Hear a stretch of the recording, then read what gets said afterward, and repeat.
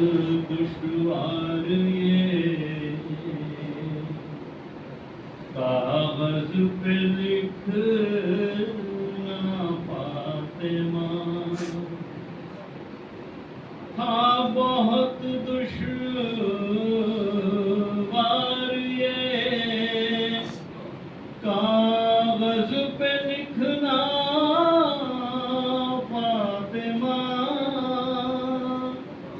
ہو گئی 18 برسوں میں ضعیفہ فاطمہ ہاں بہت دشوار یہ کاغذ پہ لکھنا فاطمہ ایک تو بابا سے جدائی دوسرے محسن کا غم ایک تو بابا سے جدائی دوسرے محسن کا غم چین ایک پل تم نے دنیا میں نہ پایا فاطمہ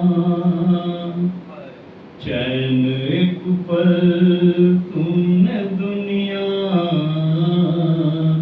میں نہ پایا فاطمہ اس لیے کہتے ہیں سب ام المصائب آپ کو اس لیے کہتے ہیں سب ام المصائب آپ کو آپ کے لب پر رہا صحبت علیہ فاطمہ آپ کے لب پر رہا صحبت علیہ فاطمہ خون آنکھوں سے رواں ہونے لگا یہ سوچ کر خون آنکھوں سے رواں ہونے لگا یہ سوچ کر آئے تجھ پر جلتا دروازہ گرایا فاطمہ آئے تجھ پر جلتا دروازہ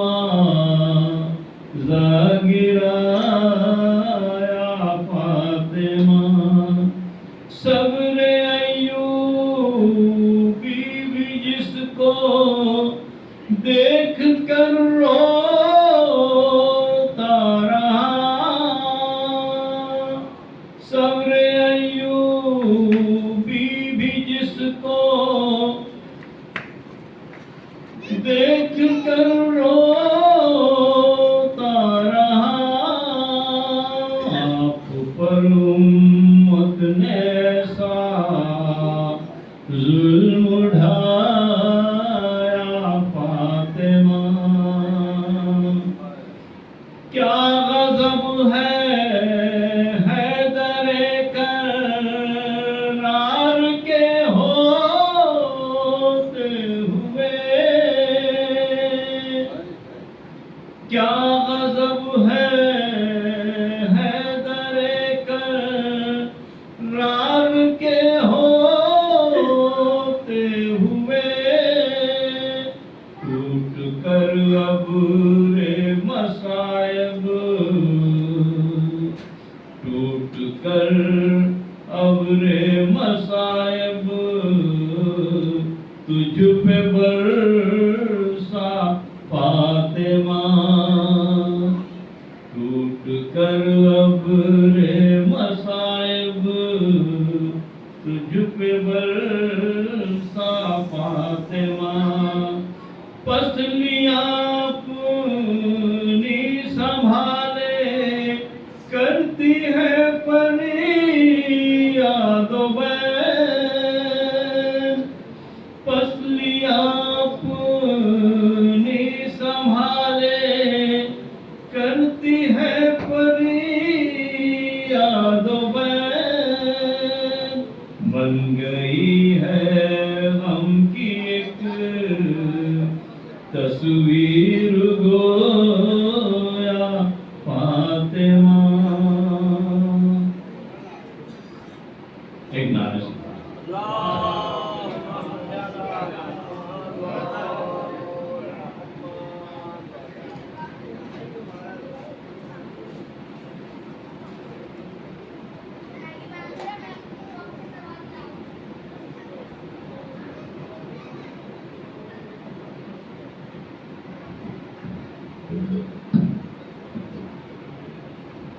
حضرات مندین السلام علیکم۔ یہ خمسہ مجالس اردو صداقت اردو اخبار بیان کی منعقد کی جا رہی ہے، یہ 5ویں مجلس ہے اور آخری مجلس ہے اور اس کا 12واں دور ہے۔ چند لمحوں میں مولانا مسعود میں حوال دوں گا، چند لمحے چند سلام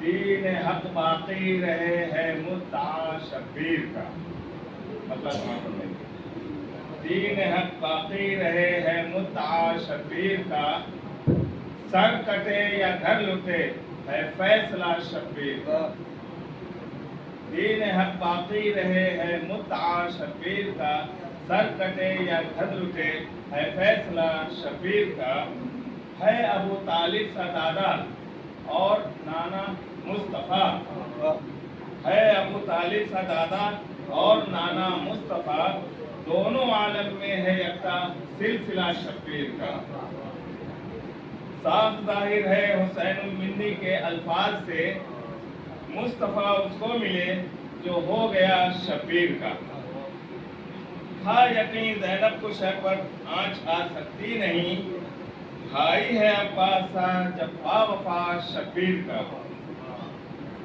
تیر سے شعبہ چلا تو ہرملا یہ سوچ کر، تیر سے شعبہ چلا تو ہرملا یہ سوچ کر، 6 مہینے کا ابھی ہے مہلکہ شبیر کا، اے خدا اس امت بدبخت پر رہنا گواہ، اے خدا اس امت بدبخت پر رہنا گواہ، شاہ بولے جب جواں مرنے چلا شبیر کا، شاہ بولے جب جواں مرنے چلا شبیر کا، اس گھڑی گزری تھی کیا زینب کے دل پر سوچئے، اس گھڑی گزری تھی کیا زینب کے دل پر سوچئے، دیکھتی تھی اور کٹتا تھا گلا شبیر کا،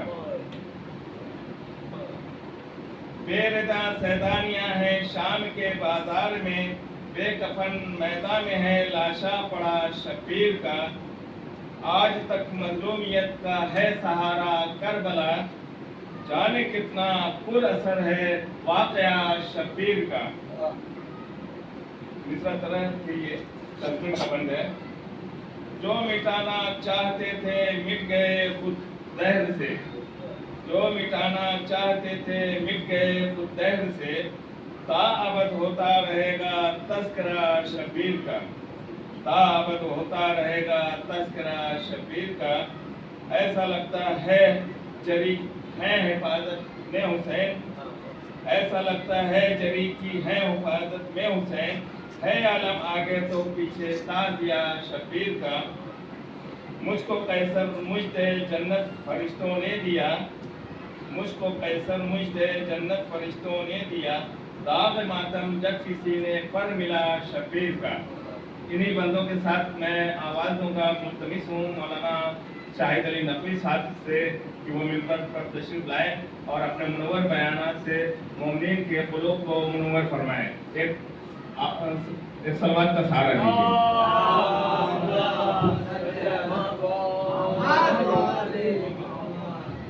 دیگر صلوات اللهم صل على محمد وآل محمد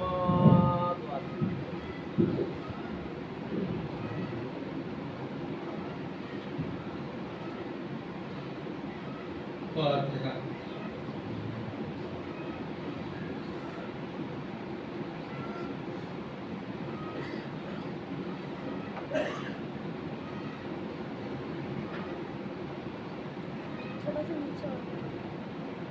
اپنا مائک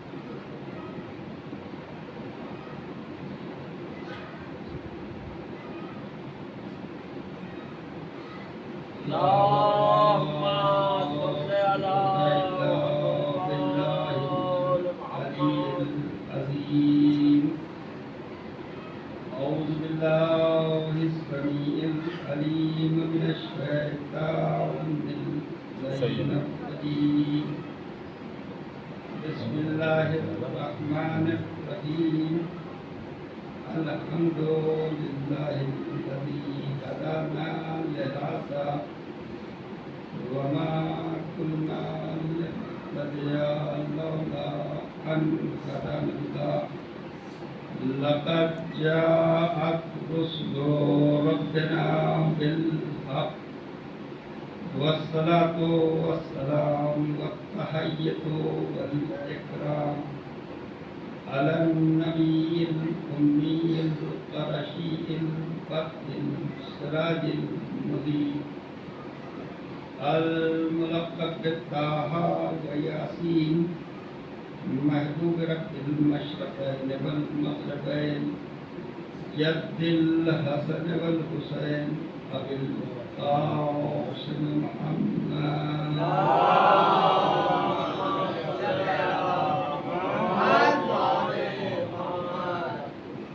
وآله الطيبين الطاهرين المعصومين المهدومين ولعنة الله على أعدائهم أجمعين من يومنا هذا إلى يوم الدين. أما بعد قال الله سبحانه تبارك وتعالى في كتابه المجيد والفرقان الحميد وقوله الحق. بسم الله الرحمن الرحيم. إنه لقرآن كريم في كتاب مكنون لا يمسه إلا المطهرون. صلى اللهم صل على محمد وآل محمد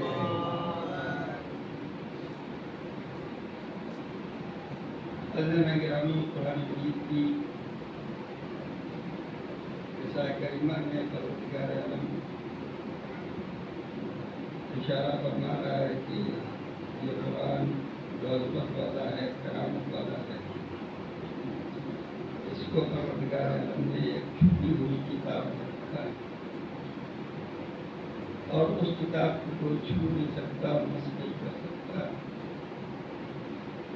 سوائے ان لوگوں کے جن کو پروردگار عالم نے مطہر بنا دیا. اس سلسلے مجالس کی یہ اپنی کڑی ظاہر بات ہے کہ دوبارہ مصروف رہتا ہے فاطمہ زہرا میں رہے اور ابھی بھی شاید دروس جاری مساری ہے. تو مجلس میں تعداد سے مجلس نہیں ہوتی، بلکہ اگر یہ کہا جائے کہ جتنی تعداد ہماری نظروں کے سامنے ہے اس سے کہیں زیادہ تعداد وہ ہے جو ہماری نظروں کے سامنے نہیں. یہ فرش اعضا جب پھنستا ہے تو صرف ہم اور آپ ہی نہیں آتے، بلکہ روایتیں یہ ہیں کہ ملائکہ آتے ہیں، انبیاء.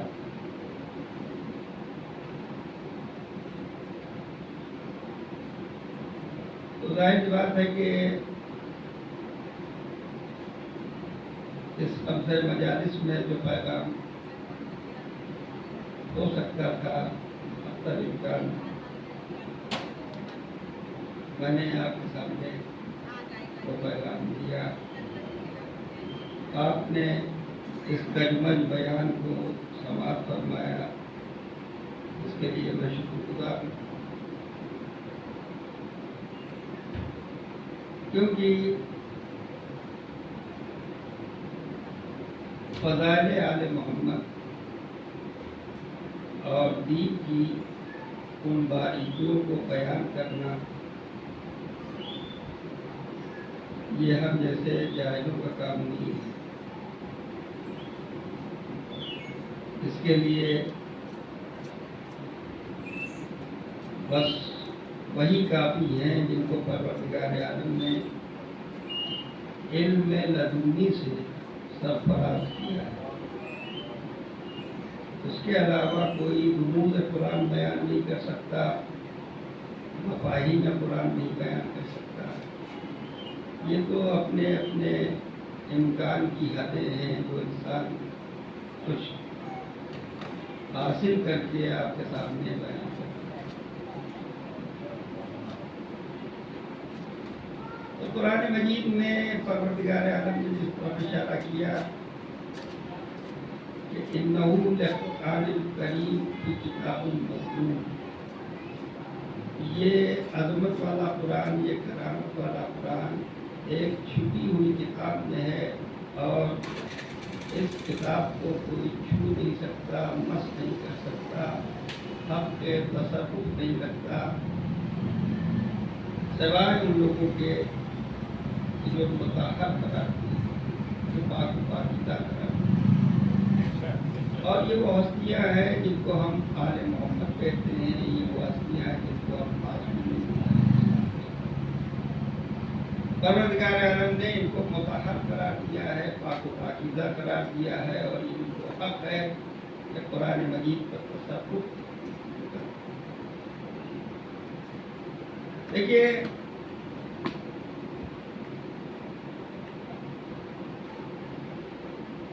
किसी चीज को भी बयान करने के लिए ज़बान की ज़रूरत है। अल्फाज इसी ज़बान से अदा होते हैं। ज़बान ही है जो ज़िक्र इलाही करती है, ज़बान ही है जो तिलावत कलाम पाक करती है, ज़बान ही से हम नौहा पढ़ते हैं, ज़बान ही से हम अल्लाह की मदोसना करते हैं। इसके बाद ज़बान सारे काम अंजाम देती है। तो ये ज़बान जब तक मदह करती है आले मोहम्मद की, जब तक ये इबादत अंजाम देती है, जब तक इससे क़रात होती है, जब तक इससे सनाए आले मोहम्मद की जाती है, तब तक ये ज़बान हमको मुस्तहक़ सवाब बनाती है। इसके बाद ज़बान ही के ज़रिए से हम ला इलाहा इल्लल्लाह मुहम्मदुर रसूलुल्लाह कहने के बाद दायरे इस्लाम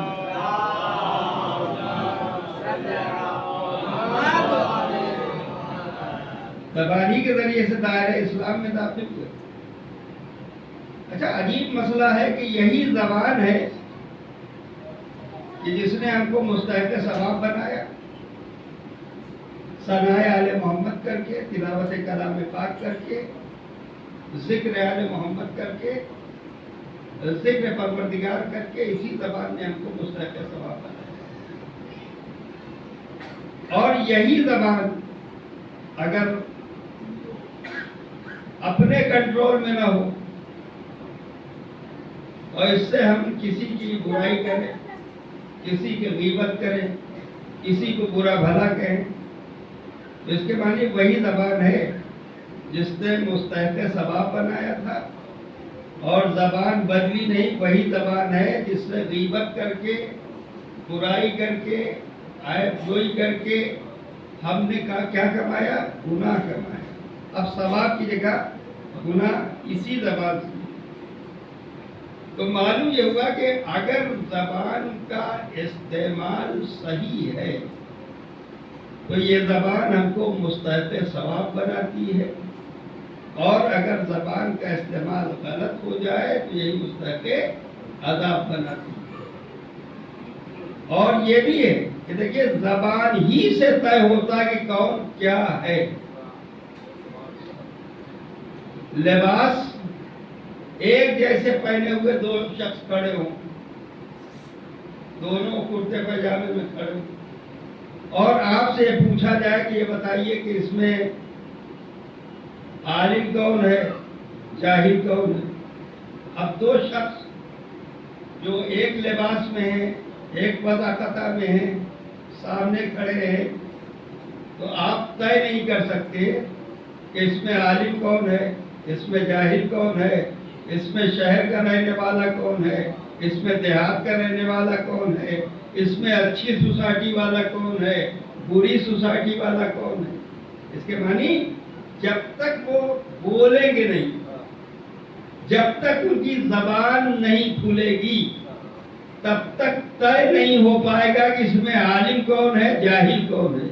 تب تک طے نہیں ہو پائے گا کہ یہ شہری کون ہے، دیہاتی کون ہے۔ اس کے معنی زبان کھلی، اب اس کے شجرے کھلے۔ زبان کھلی، اب آپ نے طے کیا کہ یہ زبان بتا رہی کہ یہ عالم کی زبان نہیں ہے، یہ جاہل کی زبان ہے۔ زبان طے کرتی ہے کہ یہ شہر کا رہنے والا نہیں ہے، یہ دیہات کا رہنے والا ہے۔ اس کے معنی زبان ہی کے ذریعے سے انسان پہچانا جاتا ہے۔ اسی لیے مولا کائنات علی ابن ابی طالب نے ارشاد فرمایا،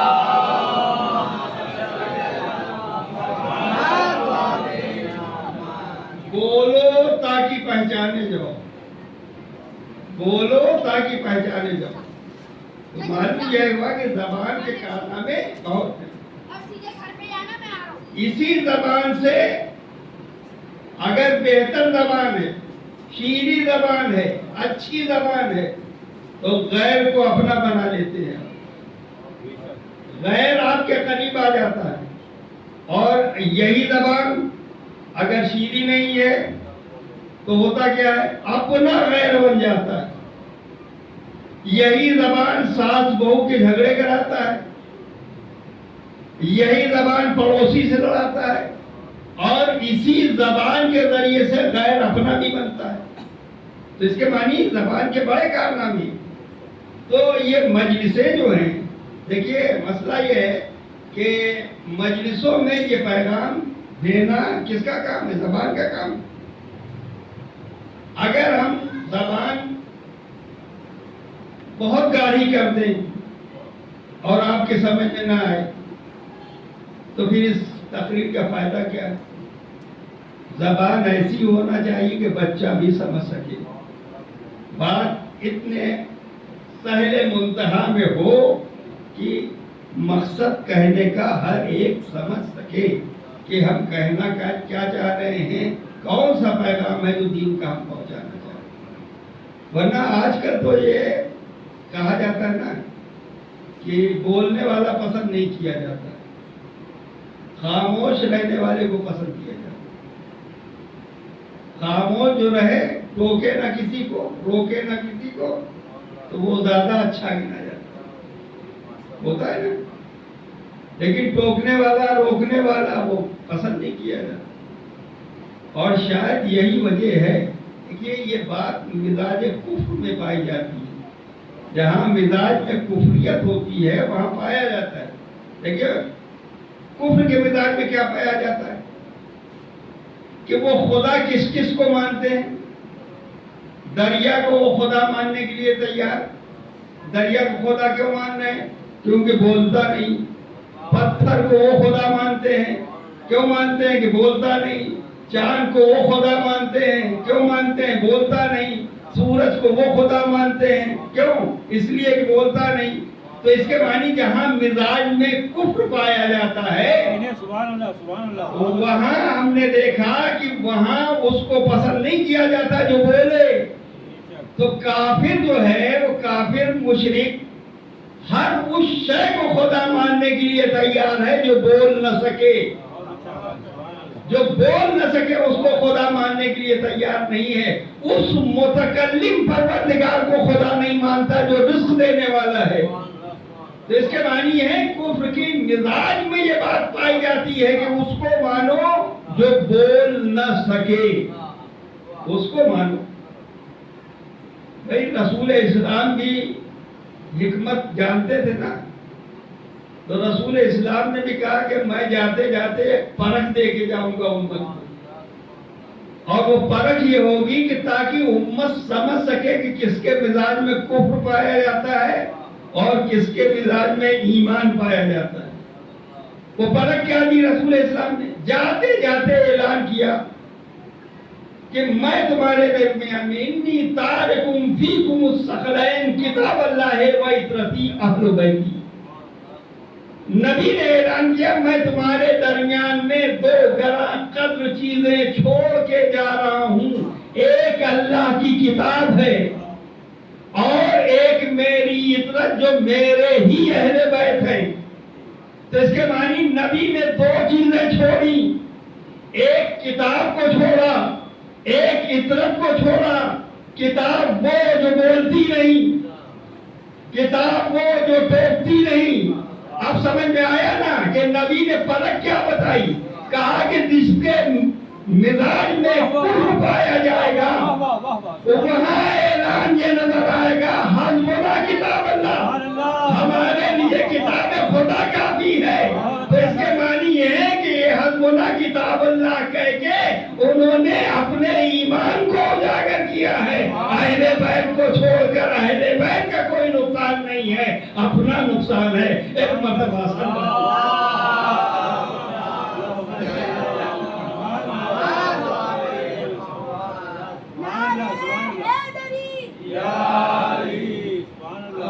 کتاب اللہ کدھر سے نہ آیا؟ بھائی جو اہل بیت کو نہیں مانتا وہی کہتا ہے کہ ہمارے لیے کتاب کافی۔ اچھا اگر کتاب کافی تھی تو جناب فاطمہ زہرا نے، آپ کو معلوم ہے کہ مقدمہ جو قائم کیا اپنے حق، اس میں فاطمہ زہرا نے قرآن مجید کی آیتوں سے استدلال کیا۔ جب کہا گیا کہ نبی اپنا کوئی وارث نہیں چھوڑتا، نبی جو چھوڑتا ہے وہ صدقہ ہوتا ہے، تو جناب فاطمہ زہرا نے کہا کہ سلیمان کے وارث داؤد تھے، یہ قرآن مجید کہہ رہا ہے۔ تو اس کے بعد قرآن مجید کی آیتیں جناب فاطمہ زہرا نے پیش کی دربار میں۔ لیکن اگر یہ قرآن کو ماننے والے ہوتے تو کم سے کم فاطمہ زہرا کے ذریعے سے دی جانے والی دلیل میں جو آیتیں پیش کی گئی تھی اس کو مان لیتے، لیکن اس آیتوں کے بدلے میں ایک لاوارث حدیث کا سہارا لیا گیا، لاوارث حدیث کا سہارا لیا گیا کہ نبی جو چھوڑتا ہے وہ صدقہ ہوتا ہے، نبی کا کوئی وارث نہیں ہوتا۔ اس کے معنی جناب فاطمہ زہرا نے بتایا دنیا کو۔ دیکھیے مولا کائنات علی ابن ابی طالب نے جب جناب فاطمہ زہرا دعویٰ دائر کرنے جا رہی تھی اپنے حق کا، تو مولا نے کہا فاطمہ جس دربار میں تم جا رہی ہو وہاں سے تم کو حق ملنے والا نہیں۔ لیکن یہ بتانے کے بعد بھی جناب فاطمہ زہرا نے دعویٰ دائر کیا۔ یہ دعویٰ کیوں دائر کیا جناب فاطمہ؟ اس لیے دائر کیا کہ اگر دعویٰ نہ دائر کرتی تو آج کا بددیانت مورخ لکھتا، آج کا بددیانت مورخ لکھتا کہ یہ ممکن نہیں تھا کہ فاطمہ کچھ مانگے اور امت نہ دے۔ تو جناب فاطمہ زہرا نے دعویٰ دائر کر کے یہ بتایا کہ ہم کوئی شے ان کی نہیں مانگ رہے، اپنا حق مانگ رہے ہیں، ہم کو نہیں مل رہا۔ تو معلوم یہ ہوا کہ جناب فاطمہ زہرا نے دکھایا کہ یہ حسبنا کتاب اللہ کا نعرہ بھی بیجا ہے، یہ نہ کتاب کے ماننے والے ہیں نہ حدیث کے ماننے والے۔ ایک مرتبہ صلی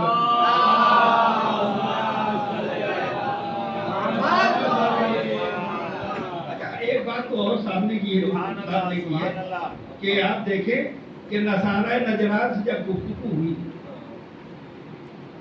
हुजूर सरवर कायनात ईसा के बारे में, तो वो कह रहे थे कि ईसा अल्लाह के बेटे हैं। तो नबी ने भी कुरान से बात की ना उसे, कुरान की आयतें रखी कि आदम तो ईसा से भी बढ़ के हैं, क्योंकि न उनके माँ है न उनके बाप। अगर बगैर बाप की वजह से ये अल्लाह के बेटे हैं, ईसा अल्लाह के बेटे हो सकते हैं बगैर बाप की वजह से, तो आदम के यहाँ तो माँ भी नहीं, तो उनके बारे में तो इसके बारे में कुरान मजीद की आयतें नबी करीम ने नसारा नजरान के सामने पेश की, लेकिन नसारा अपनी हर धर्मी पर कायम रहे। जब हर धर्मी पर कायम रहे तो क्या हुआ, इसके क्या मानी हुए? इसके मानी है कि कौम नसारा के मुकाबले में रसूल इस्लाम ने कुरान को सामने रखा, कुरान की आयतें पेश की। तो एक नसारा नजरान के मुकाबले में रसूल के होते हुए भी कुरान काफी नहीं हो सका। कुरान काफी हो गया होता तो नसारा नजरान पहले ही मान जाते। और इसके माने हर धर्मी पर जब तुले रहे तो अब परवरदिगारे आलम ने लहजा बदला। कुल तालो नदो अबनाना व अबनाकुम व निसाना व निसाकुम व अनफुसना व अनफुसकुम। इसके मानी है कि कुरान ने लहजा बदल दिया कि नबी ये अपने हक धर्मी पर कायम है, तो अब इनसे आप ये कहें कि ये अपने बेटे लाएं, हम अपने बेटे लाते, ये अपनी औरतें लाएं, हम अपनी औरतें लाते, ये अपने नफ्सों को लाएं, हम अपने नफ्सों को लाते, और दोनों मिलकर मुबाहला कर दें और झूठों पर अल्लाह की लानत करार दें। इसके मानी है कि नबी करीम कौम नसारा के मुकाबले में कुरान मजीद की आयतें पेश कर रहे थे और ये कौम मानने को तैयार नहीं थी। मालूम ये हुआ कि जहां नबी के होते हुए भी कुरान काफी नहीं होता, वहां अगर कोई लाया जाता है तो आले मोहम्मद पंजतने पाक यानी यहाँ आए तो अब कौन आया? फातिमा ज़हरा है, अली मुर्तज़ा है, हसनैन करीमैन है। तो मालूम ये हुआ कि जहाँ कुरान काफी नहीं होता वहाँ अहले बैत आते हैं। तो अब तारीख दिखती है कि नसारा नजरान ने जब अहले बैत अलैहिस्सलाम को मैदान मुबाहिला में देखा तो कहा इनसे मुबाहिला न करना वरना सबके सब हलाक हो जाओगे। अच्छा, पहले मर्तबा इन्होंने क्या है अहले बैत को देखा था। देखिए 3 रोज तक मुबाहिसा होता रहा, 3 रोज तक बहस होती थी। तो हसनैन को इन्होंने देखा कि नहीं देखा? भाई वो हसनैन जो रसूल के इर्द गिर्द रहते थे देखा था कि नहीं देखा था? अली जो साये की तरह रहते थे देखा था कि नहीं देखा था? तो इसके माने हसनैन को भी देखा था, अली को भी देखा था। एक जात ऐसी है मैदान मुबाहिला में जिस जात को नजरान ने नहीं देखा था।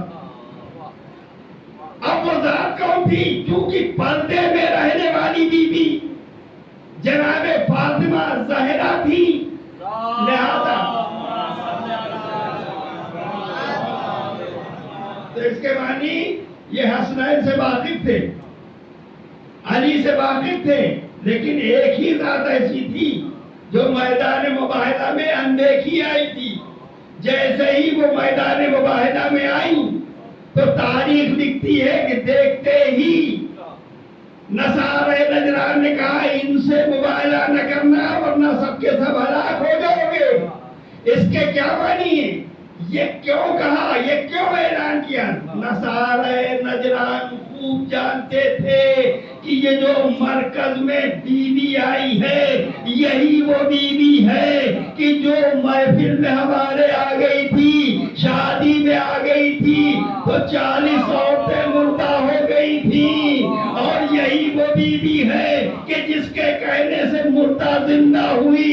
इसके मानी अब ये बीवी वो है जिसका इख्तियार मौत पर भी है, हयात पर भी है। इसीलिए कहा इनसे मुबाहिला न करना वरना सबके सब हलाक हो जाओगे। एक मरतबा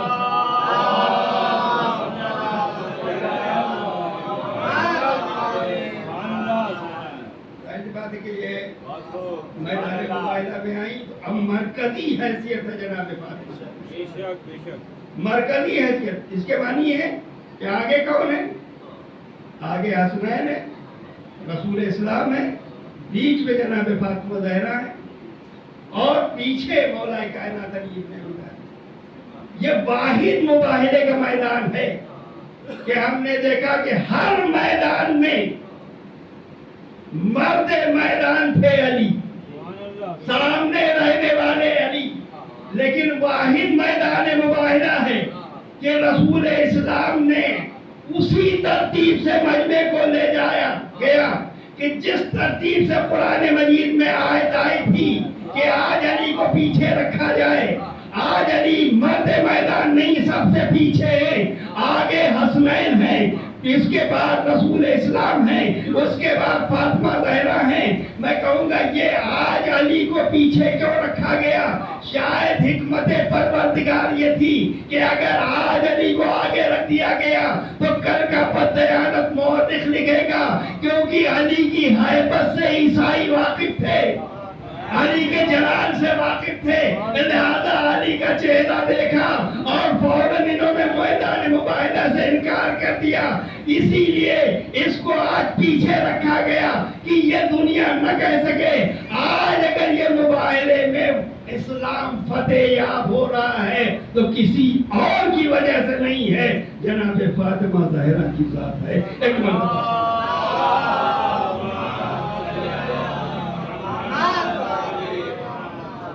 तो ये मरकज में रखकर जनाब फातिमा ज़हरा को दुनिया ने देखा कि परवरदिगार आलम ने ये बताया कि फातिमा की मंजिलत को पहचान। यदि अल्लाह ये नहीं चाहता कि इस बीवी के कदम भी अगर जमीन पर पड़े तो कोई निशान कदम भी देखने न पाए, क्योंकि बीवी के कदम पड़ रहे हैं रसूल के कदमों पर, और फातिमा के कदमों पर कदम पड़ रहे हैं अली इब्न अबी तालिब के। इसके मानी है कि फातिमा ज़हरा को मरकज में रखकर परवरदिगार आलम ने बताया कि फातिमा उस ज़ात गिरामी का नाम है कि एक कदम आगे बढ़ाए तो नबूवत ले ले, एक कदम पीछे हटाए तो इमामत ले ले। एक मरतबा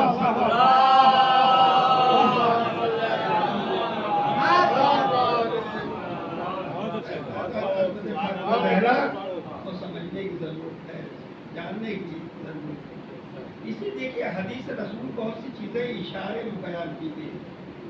हुजूर सरवर कायनात ने इरशाद फरमाया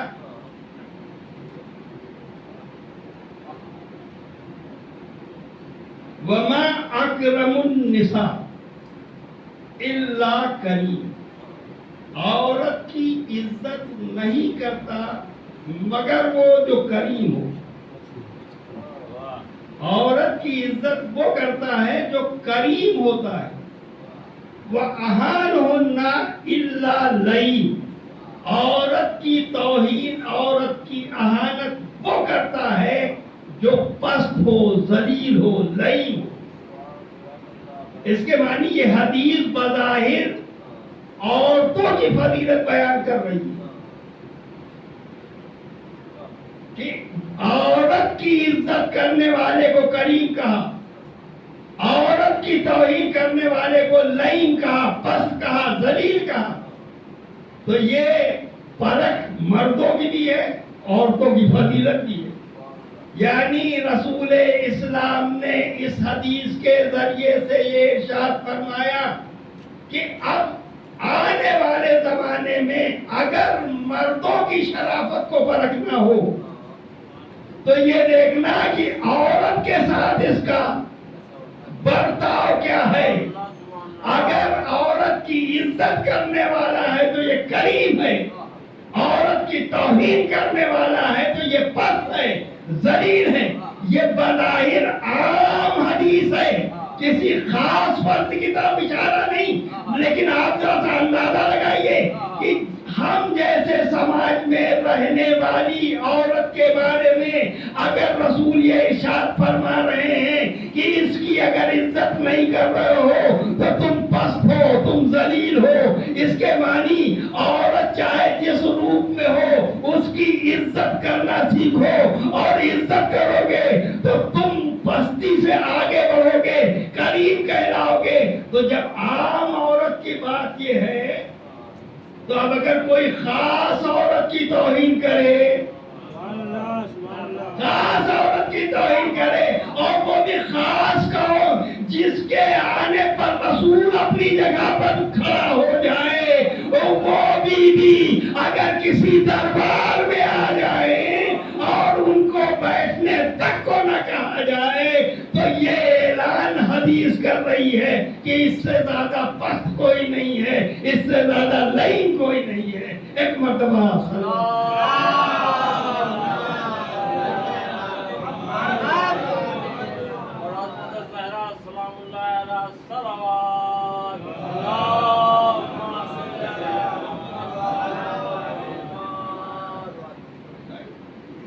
مسئلہ یہ ہے کہ جو مجلسوں میں پیغام دیا جا سکتا ہے وہ یہی کیا جاتا ہے۔ تو اب اچھا، ایک جگہ میں نے یہ حدیث جب پڑھی تو ایک ساتھ کھڑے ہوئے، انہوں نے کہا کہ ہر طرح کی عورت کی عزت کی جائے، کیا ہر طرح کی عورت کی عزت کی جائے؟ ہم نے کہا بھائی پہلا اعتراض ہمارے اوپر تو ہے نہیں، جس نے حدیث بیان کی ہے اس کو پروردگار عالم نے طرح طرح کی بیویاں دی،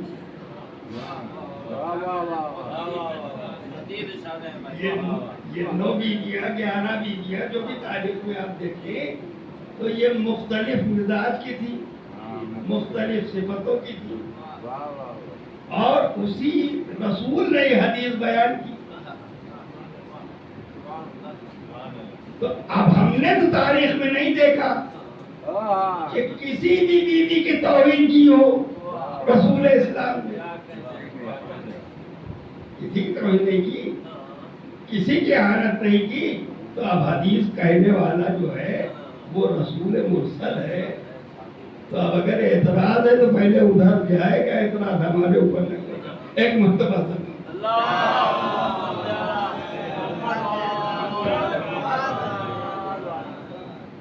تو معلوم یہ دیکھیے عظمت فاطمہ زہرا کم نہیں ہے۔ اگر آپ غور کریں، فکر کریں کہ جناب فاطمہ زہرا کی کنیز ہے جناب فضہ، کنیز ہے نا۔ بعد رسول تاریخ لکھتی ہے کہ چند صحابی، بڑے بڑے صحابی در سیدہ پر آئے اور مٹھی بند کیے ہوئے، کچھ ہاتھ میں لیے ہوئے، دق الباب کیا جناب فضہ، در تک آئی۔ صحابی نے کہا کہ مجھ کو گفتگو کرنی ہے شہزادی سے، فاطمہ زہرا سے۔ تو جناب فضہ نے ایک بات کہا کہ گفتگو بعد میں کرنا، پہلے یہ بتاؤ کہ تمہارے آنے کا مقصد کیا ہے، کس مقصد سے تم لوگ آئے؟ ظاہر بات ہے کہ ایک کنیز بڑے بڑے جیہ صحابیوں کو ٹوک رہی ہے کہ پہلے مقصد بیان کرو، کس لیے آئے ہو؟ تو انہوں نے فوراً کہا کہ تو کنیز ہے، تیرا کام ہے پیغام پہنچا دینا، صحابی تھے نا، تو کہا کہ تو کنیز ہے، تیرا کام ہے پیغام پہنچا دینا۔ جیسے ہی جناب فضہ کو انہوں نے کنیز کہا، تاریخ لکھتی ہے کہ فضہ کے ماتھے پر بل آئے، اور کیوں نہ آتے، فضہ عام کی کنیز نہیں تھی، فضہ جناب زہرا کی کنیز کا نام ہے، ہر کس و ناکس کی کنیز کا نام نہیں ہے۔ تو جناب فضہ سے جیسے ہی انہوں نے کہا تو کنیز ہے، تو اب جناب فضہ کو غصہ آیا اور کہا کہ اچھا تم نہیں بتاتے تو میں بتاؤں کہ تم کس لیے آئے۔ دیکھیے جناب فضہ کے مرتبہ آپ سمجھیے، کہا کہ تم اگر نہیں بتا رہے ہو کہ آنے کا مقصد، تو میں بتاؤں کہ تم کس مقصد سے آئے۔ اب ساری صحابیت دھری رہ گئی، گردنیں لٹک گئی کہ ابھی تو انہوں نے کچھ بیان بھی نہیں کیا، اور یہ کنیز ہے جو کہہ رہی کہ میں بتاؤں کس لیے آئے۔ تو جب گردنیں جھک گئی تو جناب فضہ نے کہا کہ دیکھو تم اس لیے آئے ہو کہ رسول اسلام نے ارشاد فرمایا کہ فاطمہ تو بذۃ منی، فاطمہ میرا جز ہے. تو تم ہاتھوں میں کنکریاں لے کے آئے ہو اور اس غرض سے لائے ہو کہ اس کو شہزادی کے ہاتھوں پر رکھو، اور یہ دیکھو کہ جیسے یہ کنکریاں رسول کے ہاتھوں پر آتی تھی تو یہ تسبیح و تحلیل کرتی تھی، یہ کنکریاں ہیرے جواہرات بنتی تھی. تو تم شہزادی کا امتحان لینے آئے ہو، تم شہزادی کو پرکھنے آئے ہو. خدا کی قسم جب جناب فضہ نے یہ بیان کیا نا تو اب کسی میں مجال نہیں تھی کہ وہ گردن اٹھاتا، گردن نہ اٹھ سکی، سارے صحابیوں کی گردنیں جھکی ہوئی. اب جناب فضہ نے ہاتھ بڑھایا، کہا کہ لاؤ یہ کنکریاں ہمارے ہاتھوں پر. خدا کی قسم اختیار ہو تو ایسا ہو. کنیز زہرا ہے لیکن کیا کہنا مرتبہ، کہا کہ لاؤ یہ کنکریاں ہمارے ہاتھوں پر دو. اب جھکی ہوئی گردنیں زبان سے کچھ نہ کہہ سکے، آگے بڑھے، مٹھی میں دبی ہوئی کنکریاں فضہ کے ہاتھوں پر تھیں. تاریخ لکھتی کہ ادھر ہاتھوں پر آئی فضہ کے، انہوں نے اپنی رنگت کو بدلنا شروع کیا، ہیرے جواہرات میں تبدیل ہوئی، اور جب یہ ہیرے جواہرات بن گئی تو فضہ نے ان کے سامنے کنکریاں پھینک دی. اور یہ جھکی ہوئی گردنیں اب یہ کنکریاں نہیں دیکھ رہے تھے، یہ ہیرے جواہرات نہیں دیکھ رہے تھے، یہ دیکھ رہے تھے کہ کنیز زہرا کی منزلت کیا ہے، ہم صحابیوں کی منزلت کیا ہے. ایک مرتبہ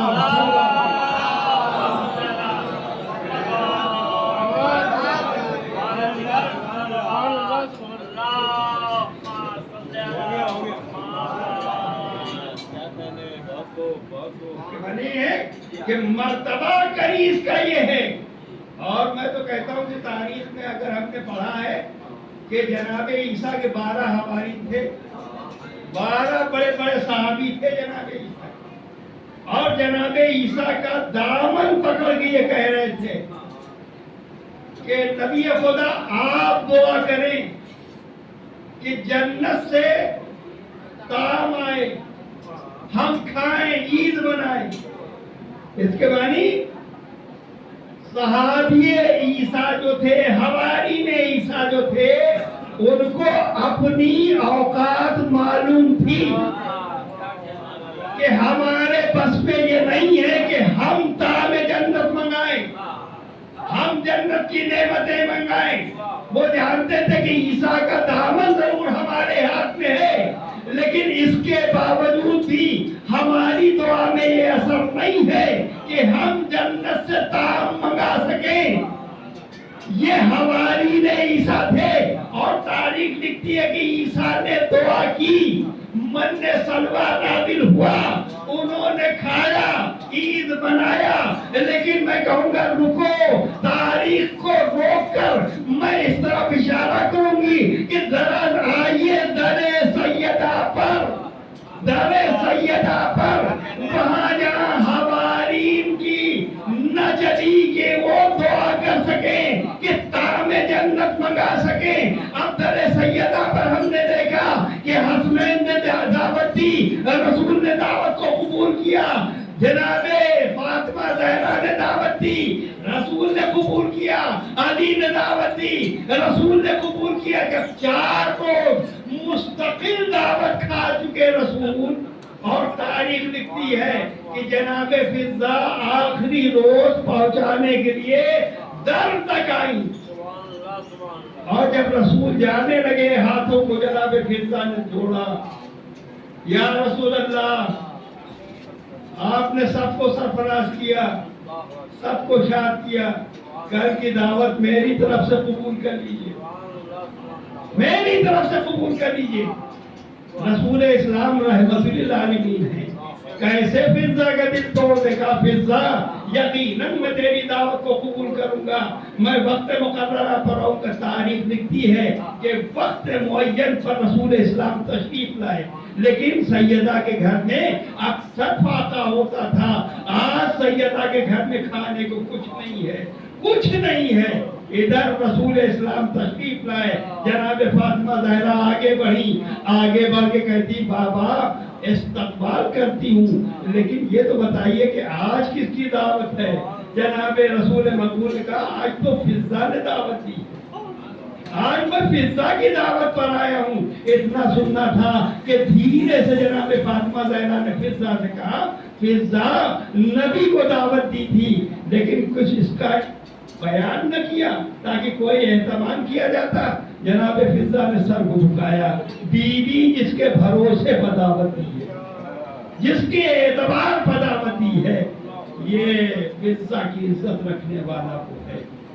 تاریخ لکھتی ہے کہ یہ کہہ کر جناب فضا نے 4 نماز بچھائی، مصلی بچھایا، 2 رکعت نماز ادا کی، اور نماز ادا کرنے کے بعد کہتی ہیں کہ پروردگار میں تیری کنیز خاص کی خاص کنیز ہوں، میں نے تیرے حبیب کو دعوت دی ہے، عزت رکھنا تیرے کام ہے۔ تاریخ لکھتی ہے کہ ادھر فضا نے دعا کی، ادھر خان جنت اترنا شروع ہوا۔ اب تو دنیا دیکھے کہ جو کام ہماری نے عیسیٰ نہ کر سکے، جناب فاطمہ زہرا کی کنیز نے کر کے دکھایا۔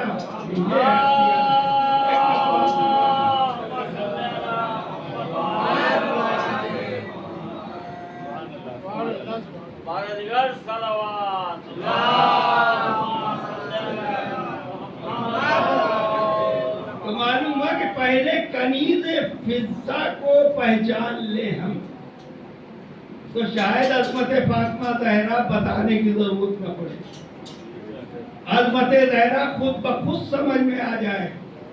جس دنیا نے فاطمہ زہرا کو نہیں پہچانا، تاریخ لکھتی ہے، دیکھیں شریعت محمدی کیا کہتی ہے کہ ہر باپ کو اختیار ہے کہ وہ اپنی بیٹی کا عقد طے کرے، رشتہ طے کرے، ہے نا؟ شریعت محمدی میں ہے کہ بیٹی کا وارث، والی کون ہوتا ہے؟ باپ ہوتا ہے۔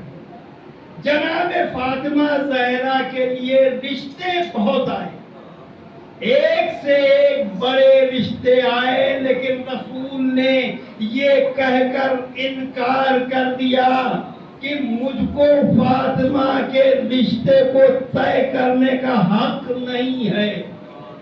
یا رسول اللہ، آپ کی شریعت کہتی ہے کہ باپ والی ہوتا ہے، وارث ہوتا ہے، یہ باپ رشتہ طے کرتا ہے، اور آپ کہہ رہے ہیں کہ فاطمہ کا رشتہ طے کرنے کا حق مجھ کو نہیں ہے۔ تو رسول، یا رسول اللہ، اس کی وجہ کیا ہے؟ اس کا سبب کیا ہے؟ تو رسول اسلام کہتے ہیں کہ اگر فاطمہ عام بیٹیوں جیسی ہوتی، عام بیٹیوں جیسی ہوتی، تو کسی عام مسلمان کو ہم دیکھ کر، عام صاحب ایمان کو دیکھ کر ہم فاطمہ کا رشتہ طے کر دیتے۔ اور یاد رکھو، ہم کو پروردگار عالم نے مابوس کیا ہے اس بات پر کہ ہم دنیا کو مسلمان بنائیں، صاحب ایمان بنائیں، یعنی اللہ نے ہم کو بھیجا ہی اس لیے ہے کہ ہم ایمان کی دعوت دے کر لوگوں کو صاحب ایمان بنائیں، مومن بنائیں۔ اس کے معنی رسول بتانا یہ چاہ رہے ہیں کہ اللہ نے ہم کو مومن بنانے کا حق دیا ہے، ہم کو مسلمان بنانے کا حق دیا ہے، لیکن اللہ نے ہم کو معصوم بنانے کا حق نہیں دیا۔ اللہ نے ہم کو معصوم بنانے کا حق نہیں دیا، اور فاطمہ معصومہ ہے، اس کا کفو غیر معصوم نہیں ہو سکتا۔ تو اب اس کا رشتہ وہ طے کرے گا جس کو حق ہو معصوم بنانے کا۔ اب رسول اسلام نے آئے ہوئے رشتے کو ٹھکرایا، لیکن کہا، اب ان لوگوں نے کہا اچھا بتائیے کہ یہ رشتہ طے کیسے ہوگا؟ تو رسول اسلام نے کہا گھبراؤ نہیں، کل تک کا انتظار کریں، میں بتا رہا ہوں کہ رشتہ کیسے طے ہوگا۔ کہا یا رسول اللہ کیسے طے ہوگا؟ کہا فلک سے ستارہ چلے گا، तारा चलेगा जिसके घर उतर जाए। अब रसूल इस्लाम ने भी नाम नहीं बताया किसके घर उतरेगा, कहा रिश्ता उसी से फातिमा ज़हरा का होगा। अब नाम न बताने की वजह से अब लोगों को इत्मीनान ये हुआ कि हो सकता है कि ये तारा हमारे घर उतर आए।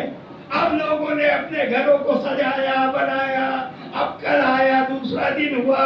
अब जब तारा चला, तारीख लिखती कि जब चला तो अब ये सीधे दरे अली पर नहीं आया, इसने भी आने के बाद तवाफ करना शुरू किया, मदीने भर का तवाफ। अब जिसके घर की तरफ से मुड़ा अब उसकी बाछें खुल गई, शायद ये तारा हमारे यहाँ, शायद ये तारा हमारे यहाँ, शायद ये तारा हमारे यहाँ। हर एक मुतमईन नहीं हो सका। अब ये तारा गर्दिश करता हुआ दरे अली तक उतर आया। मैं कहूँगा परवरदिगार, अगर तारे को दरे अली पर उतारना था तो सीधे उतार दिया होता। परवरदिगार आलम जवाब देगा, नादान, अगर ये सीधे उतरता दरे अली पर तो बदयानत मौलिक ये लिखता ये टूटा हुआ सितारा था। इसने तवाफ करके बताया कि ये भेजा हुआ सितारा है, टूटा हुआ सितारा है।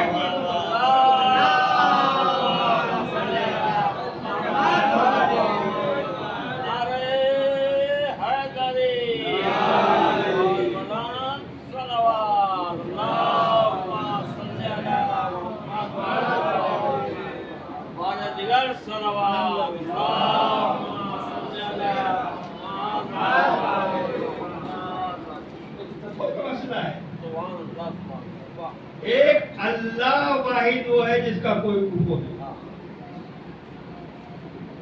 लेकिन परवरदिगार आलम ने कहा कि अगर अली न होते तो फातिमा का कोई कुफर न था। इसके मानी ज़ाते फातिमा ज़हरा का कुफो है अली, अली का कुफो फातिमा नहीं है।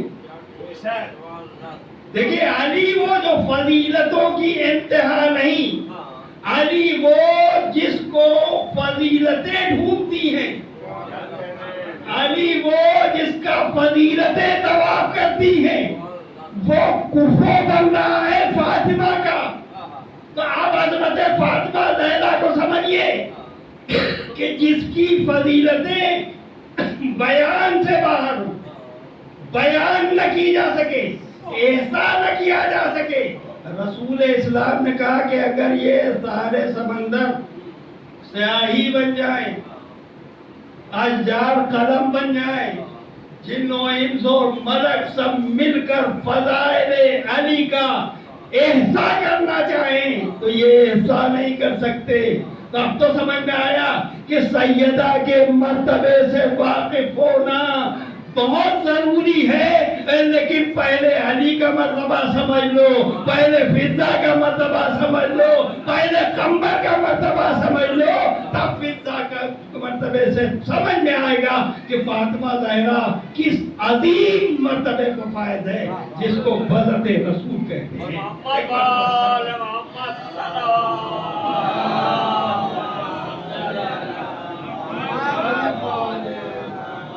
तारीख में बहुत सी औरतें हैं जो बाज़मत हैं। इस्लाम पर दो औरतों का एहसान है, एहसान है दो शख्सियतों का। पहली शख्सियत का नाम है जनाब खदीजा। खदीजा की दौलत न होती तो इस्लाम पनप न पाता, और जनाब फातिमा ज़हरा की कुमक न होती तो इस्लाम सरसब्ज़ शादाब न हो पाता। इसीलिए हुजूर सरवरे कायनात ने ऐलान किया था कि फातिमा तो वशीजतुन मिन्नी। वशीजे के क्या माने? यानी रसूल इस्लाम इरशाद फरमा रहे हैं कि फातिमा میری جان کا نام. دیکھیے عجیب حدیث ہے رسول اسلام کی. کہہ رہے کہ رسول کہہ رہے کہ فاطمہ میری جڑ کا نام ہے.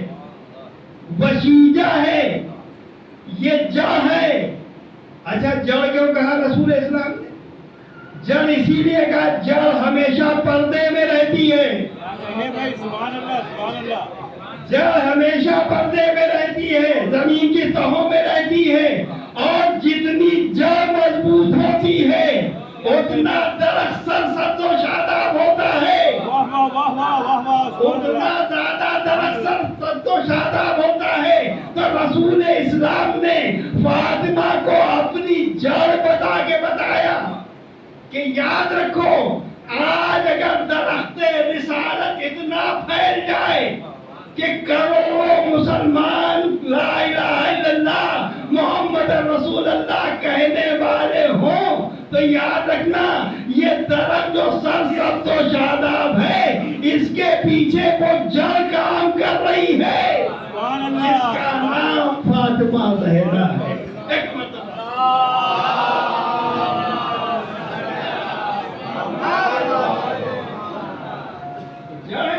یعنی دین کی جڑ کا نام فاطمہ, شریعت کی جڑ کا نام فاطمہ, رسالت کی جڑ کا نام فاطمہ, امامت کی جڑ کا نام فاطمہ.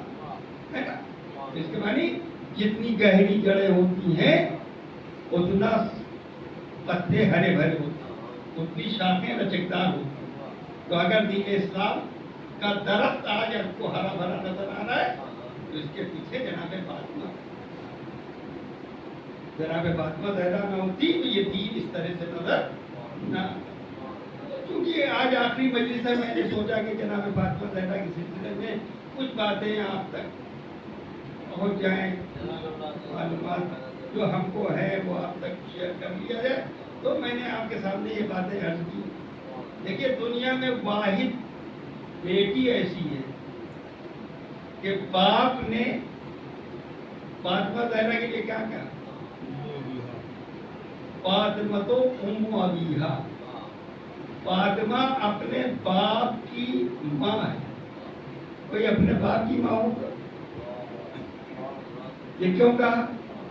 جب رسول اسلام تبلیغ اسلام کر کے آتے تھے, اینٹیں کھا کر, پتھر کھا کر, کانٹوں بچل کر, زخمی ہو کر, حزن و ملال کی عالم میں جب گھر میں داخل ہوتے تھے, اور جیسے ہی فاطمہ زہرا کو دیکھتے تھے سارے رنج بھول جاتے تھے, سارے غم بھول جاتے تھے. فاطمہ جب ہنس کے استقبال کرتی تھی تو رسول شاداب ہو جاتے تھے. اسی لیے یعنی جیسے بیٹے کو ماں سے رحمت کا سایہ نصیب ہوتا ہے ویسے ہی فاطمہ زہرا کے سائے سے رحمت للعالمین کو سایہ محسوس ہو رہا تھا. اسی لیے کہا فاطمہ تو ام ابیہا, فاطمہ اپنے باپ کی ماں ہے.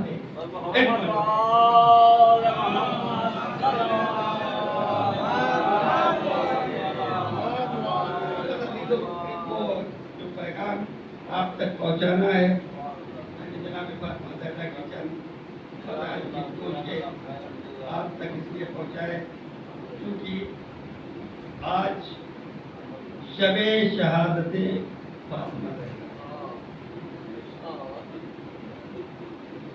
اور فاطمہ تاریخ لکھتی ہے کہ باپ پر گریہ کرنے سے جس کو منع کیا گیا وہ فاطمہ.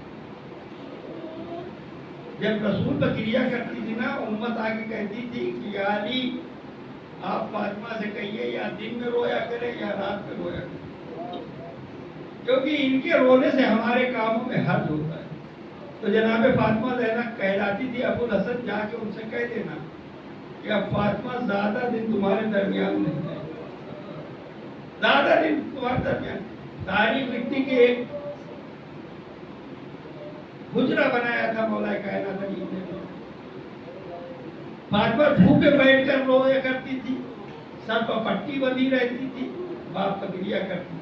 جناب مولا کائنات نے وہ جو حجرہ بنایا اس کا نام بیت الحزن رکھا. یہ پہلا امام بارگاہ تھا جو مولا نے تعمیر کیا. کس کے لیے؟ رسول کی عزاداری کے لیے. اور کس کو پرسا دیا جا رہا ہے؟ کون رو رہا ہے؟ کون گریا کر رہا ہے؟ فاطمہ زہرا گریا. لیکن تاریخ نے لکھا کہ لوگوں نے وہ بیت الحزن بھی رہنے نہیں دیا, اس کو بھی مسمار کر دیا گیا, اس کو بھی گرا دیا گیا. جناب فاطمہ زہرا 75 دن ایک روایت کے مطابق, دوسری روایت کے مطابق 90 دن اس دنیا میں, اور جب تک زندہ رہی باپ پر گریا کرتی, جب تک زندہ رہی باپ پر روتی. خدا کی قسم امت نے جناب فاطمہ زہرا پر کیا سن اٹھایا میں بیان نہیں کر سکتا. دیکھیے مولائے کائنات علی ابن ابی طالب کی ذات کے ہوتے ہوئے وہ علی, خدا کی قسم تاریخ لکھتی ہے کہ وہ علی جب ایک روز مدینے میں نکلے نا, تو تاریخ نے لکھا کہ ایک عورت کو ایک شخص پیٹ رہا, ایک عورت کو ایک شخص مار رہا تھا. یہ منظر دیکھ کر علی پر اتنا اثر ہوا کہ 3 دن میرے مولا نے کھانا نہیں کھایا, 3 دن میرے مولا نے کھانا نہیں کیا. اب میں کس زبان سے کہوں کہ جب علی ایک عام عورت کو پٹتے ہوئے دیکھ نہیں سکتا, ارے اس نے کیسے دیکھا ہوگا کہ فاطمہ کے اوپر فاطمہ پر ہاتھ اٹھایا جائے اور علی خاموش رہے. شاید تاریخ نے یہی لیے لکھا کہ امام حسن پر بھی اس کا اثر ہوا تھا. جب تاریخ لکھتی ہے کہ مدینے کے بازار میں امام حسن جاتے تھے تو ایک گلی جیسے ہی آتی تھی امام حسن اپنا راستہ بدل دیتے تھے. جب لوگوں نے پوچھا مولا یہ راستہ آپ نے کیوں بدلا, کہا بات یہ ہے کہ یہی وہ راستہ ہے جس میں میں نے اپنے ماں پر ہاتھ اٹھتے ہوئے دیکھا. جناب فاطمہ زہرا اب اس دنیا میں نہیں ہے, آج تاریخ شہادت آ گئی. ارے شہادت فاطمہ زہرا سے پہلے جناب فاطمہ زہرا نے وصیت کی تھی, ابو الحسن دیکھو میرے جنازے کو رات کی تاریکی میں اٹھانا, ابو الحسن دیکھو فلا فلا ہمارے جنازے میں نہ آنے پائے. مولا نے پورا اہتمام کیا. ارے رات کے تاریکی میں جناب فاطمہ زہرا کا جنازہ اٹھا. تاریخ لکھتی ہے کہ فاطمہ زہرا کے جنازے میں کھانا دینے والا کوئی نہیں تھا. ارے ایک علی تھے, 2 بچے تھے, حسن و حسین تھے. تاریخ لکھتی ہے جب اس انداز سے جناب فاطمہ زہرا کا جنازہ چلا تو اب قبر میں اتارنے کا مسئلہ آیا. اب کیسے بچے ہیں, کیسے مولا قبر میں اتارے. ابھی مولا سوچ رہے تھے کہ تاریخ نے دکھا کہ قبر سے 2 ہاتھ برآمد ہوئے. اے علی ہماری امانت واپس کر دو. مولا نے اشک بار ہو کر فاطمہ کو رسول کے حوالے کیا, لیکن ایک جملہ کا فاطمہ ارے جا کے اپنے زبان سے بابا سے بتانا کہ امت نے علی کے ساتھ کیا برتاؤ کیا. اے فاطمہ اب تم جا رہی ہو, علی کا غمگسار کوئی نہیں ہے. اے فاطمہ یہ بتاؤ کہ جب علی اپنے دل کی بات کہنا چاہے تو کس سے کہے گا. تاریخ لکھتی ہے کہ جناب سیدہ نے کہا ہے ابو الحسن آپ قبرستان آئیے گا, میری قبر پر قرآن پڑھیے گا, میں آپ کی سنوں گی اور ہماری فریاد. سیارم الذین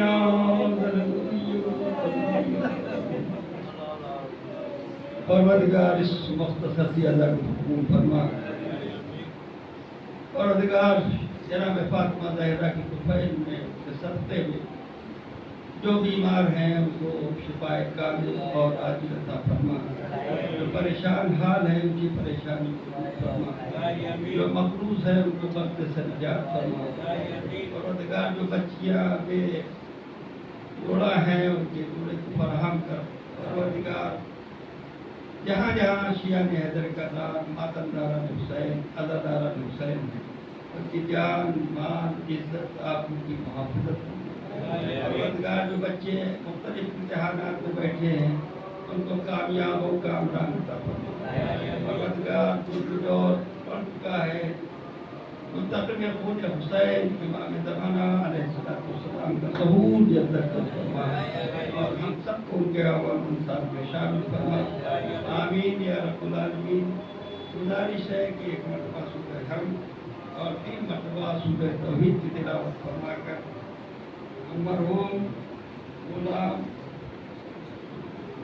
असलम लक्षक तमाम मर्दे कराम मौलाना फैयाज हुसैन साहब और खानवाद फैसल रज़ा साहब के मरहूमीन को ईसा बंदा